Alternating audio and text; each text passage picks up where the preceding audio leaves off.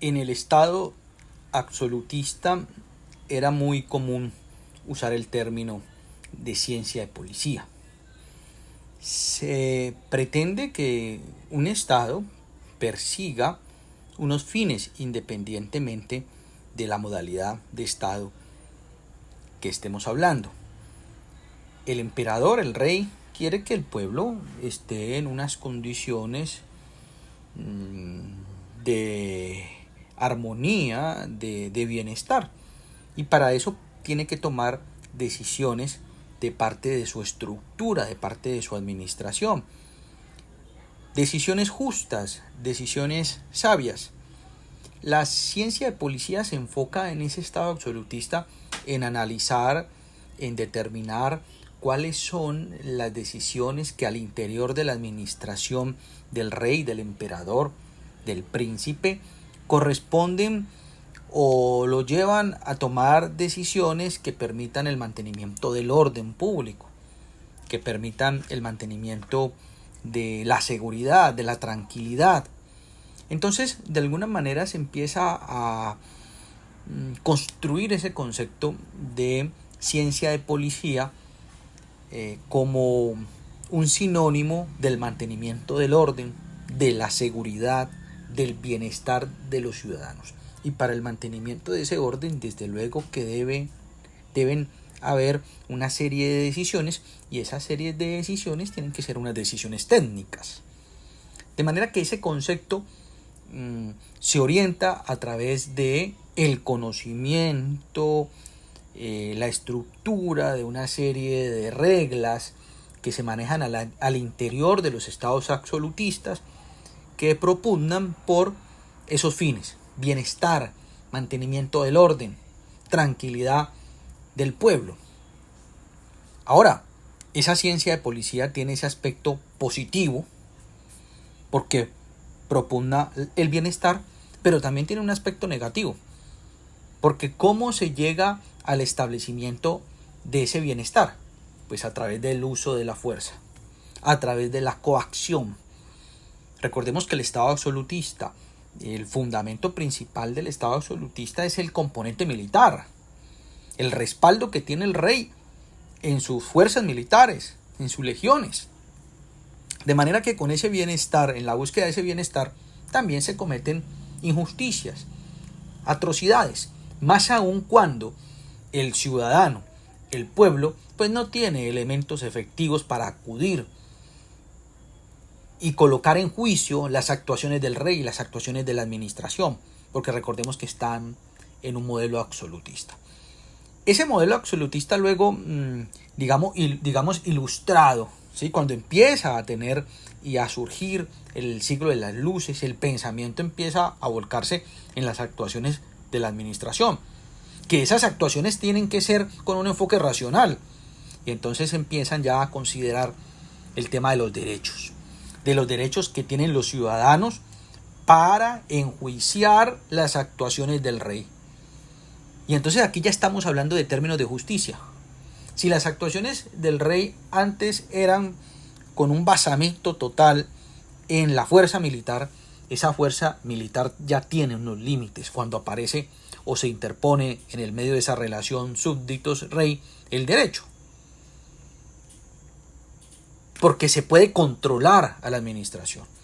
Cuando hablamos ya de justicia, hablamos ya del surgimiento de un modelo que es un modelo de Estado de derecho, que involucra el derecho. Y si involucra el derecho, involucra la posibilidad de controlar a la administración.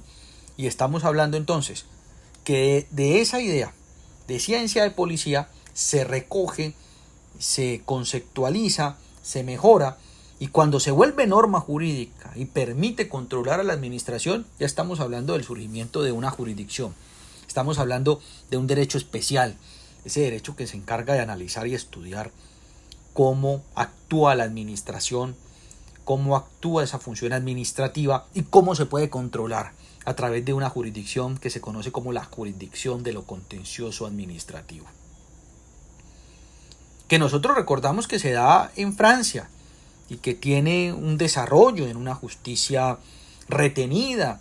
En un principio, la administración de ese rey tomaba las decisiones cuando se consideraba alguna injusticia que había cometido la misma autoridad administrativa. Ellos mismos resolvían esa relación o ese conflicto que se tenía con los súbditos.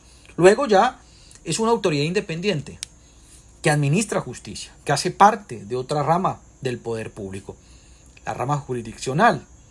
En Francia, en 1799, se trae el Consejo de Estado, que luego en la justicia delegada termina siendo una autoridad autónoma independiente, es decir, un juez, pero en un principio hacía parte del séquito del juez, hacía parte del séquito del emperador, pero luego se desprende de la rama ejecutiva y termina estando en la rama jurisdiccional, creándose esa jurisdicción especial que se conoce como la jurisdicción de lo contencioso administrativo. Estamos hablando ya que el Consejo de Estado termina, y eso se da en 1872 en Francia, termina ya administrando justicia y controlando las actuaciones de la administración, del rey, del príncipe, del que se consideraba soberano. Y eso trae el cambio, de alguna forma, a un modelo que se conoce como el modelo de Estado de Derecho, donde está el imperio de la ley. Pero de ahí se resalta entonces cómo la ciencia de policía, que empieza haciendo ese estudio de cómo hace la administración absolutista un rey en procurar, cómo hace para procurar el bienestar, cómo hace para procurar la seguridad. Y en el medio de ese ejercicio pues se utiliza la coacción. Y como no hay una relación de derechos, pues se cometen injusticias. Luego aparece ya el sentimiento ilustrado de decir, ojo, esto no puede ser un poder absoluto, tiene que tener un control. No solamente en las relaciones entre particulares, sino en las relaciones entre el Estado y los súbditos. Y ahí entonces ya se habla del surgimiento de un derecho especial, que es el derecho administrativo. ¿Qué quiero resaltar de estos temas? La relación entre la ciencia de policía, entre la policía como criterio de autoridad para procurar el bienestar y la justicia.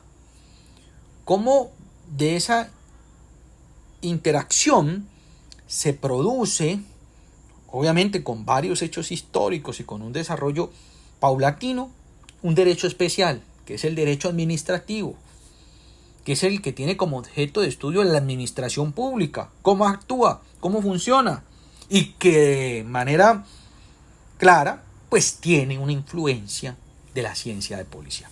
Entonces tengamos en cuenta estos elementos: la policía, la justicia, como enfoque o aliciente del derecho administrativo. ¿Esto para qué? Para que conozcamos con mayor profundidad el concepto del derecho administrativo, que en este canal hemos también desarrollado ya en varios videos, y que este video sirve para comprender mejor la historia del surgimiento del derecho administrativo, comprender mejor el papel que juega la policía como ciencia y la justicia en la creación del derecho administrativo, entre otros factores. Ya estas aristas permiten comprender mejor el concepto de derecho administrativo, tema que quería compartirles el día de hoy a todos ustedes.